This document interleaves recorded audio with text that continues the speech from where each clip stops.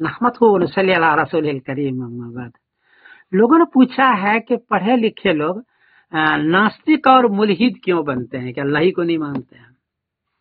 سائنسی تحقیق بتائیے۔ جواباً عرض ہے کہ یہ سارے بندے جو ناستک بنتے ہیں اس کو کسی مذہب کی پابندی نہیں کرنی ہے۔ مثلا ہندو مذہب میں وہ جائے گا تو وہاں ہے کہ غیر ہندو سے شادی نہ کرو، فلاں چیز نہ کرو، فلاں عبادتیں کرو۔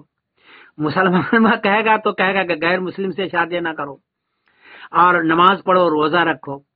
اب یہ کسی چیز کی پابندی نہیں کرنا چاہتا ہے، اس لیے وہ کہتا ہے کہ میں خدائی کو نہیں مانتا۔ خاص طور پر ایسے آدمی غیر مسلم عورتوں سے شادی کیے ہوئے ہوتا ہے یا اپنے مذہب کے خلاف عورتوں سے شادی کیے ہوئے ہوتا ہے، یہ خاص بنیاد ہے۔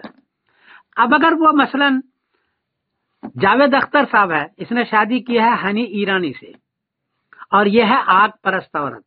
اب اگر اپنے بچوں کو کہتا ہے کہ تم مسلمان بن جاؤ تو اس کی بیوی اس کو تنگ کرے گی، اور اگر یہ کہتا ہے کہ مسلمان نہ بنو، بن جاؤ ایرانی بن جاؤ، آگ پرست بن جاؤ، تو اس کے مذہب والے، اس کے خاندان والے تنگ کریں گے۔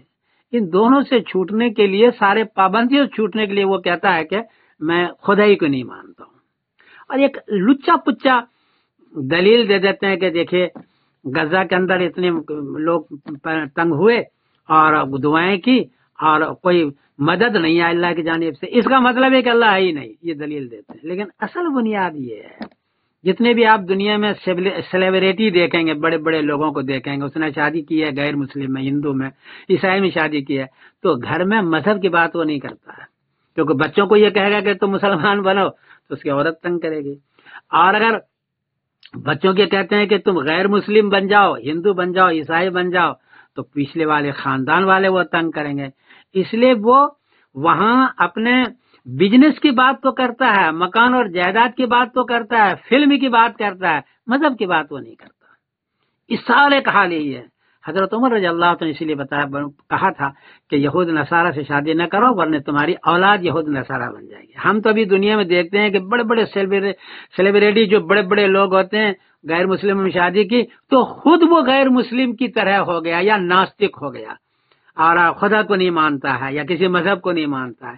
اس میں جاوید اختر صاحب کو آپ دیکھ لیں کہ ان کا مذہبی طبقہ تھا لیکن غلط طریقے پر اس نے استعمال کیا تو اس نے کہہ دیا کہ خدائی نہیں مانتا، اور اس کے لیے وہ دلائل دیتے رہے۔ تو اصل بنیاد ہے کسی مذہب کے پابندیوں کو نہیں ماننا، یہ اصل بنیاد ہے۔ دلائل ادھر ادھر کے ہوتے ہیں، بہرحال اور بھی بنیاد ہو سکتی ہے، لیکن میرے سمجھ میں جو سائنسی تحقیق ہے وہ یہ ہے کہ یہ اصل بنیاد ہے۔ میں سمیر الدین قاسم بول رہا ہوں مانچسٹر انگلینڈ سے۔